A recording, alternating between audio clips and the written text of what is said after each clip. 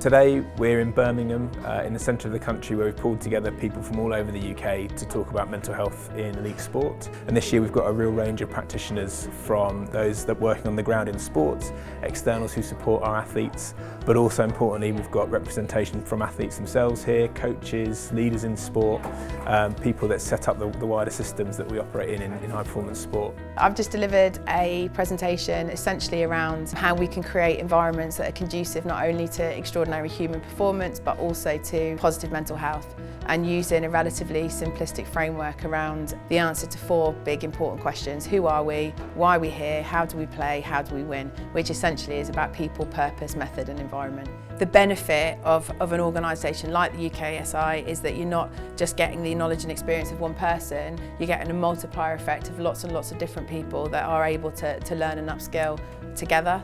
Today we focused on addiction in sport and how that shows up in athletes and how to assess athletes that you might be concerned about. We're a charity that has a model that means that our mission is to help people that play professional sport.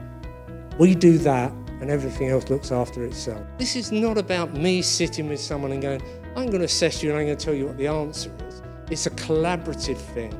The person that should come out of the assessment less confused than when they went into it is actually the client.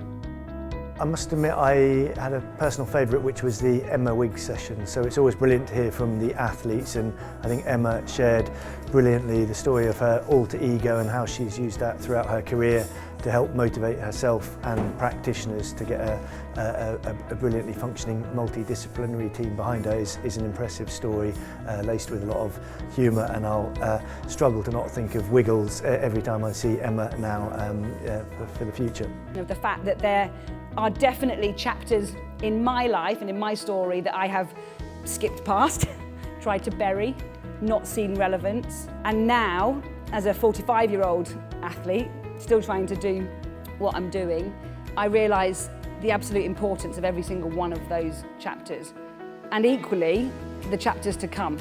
From a Paralympic perspective, I think para-athletes offer a different kind of angle to the world of mental health and their experiences, and just the kind of things that they've lived through in their lives, and that can often show themselves in either a positive way or in a negative way in terms of performance. Then deal with those situations and those pressure moments to allow us to ultimately do what we're all here for, which is to perform. How important was it for you to understand the stories of your staff members? There was definitely a shift in the way that I worked with staff when I understood bits about what was important for them. In the presentation today, we looked at safe sport and social media, and no one would disagree with the rapid rise of digital technology and how that's changing the sporting experience, especially at an elite level. Social media is a part of elite sport environments, both in the way that athletes and others share their experience, communicate with fans, have an online brand and identity, but also how we share stories across sport. It's uniquely changed the fan experience as well. So better education around being able to manage online lives is really critical in supporting mental health. I often say the athletes that I'm working with are competing in a wildly different environment to the one that I competed in. And I wonder if there's others in the room that agree with that. You know, it is changing, and that means that it's very difficult at times to be able to predict this.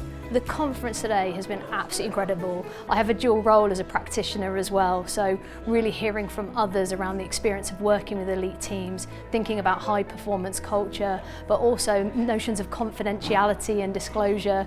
It's been jam-packed and an excellent event.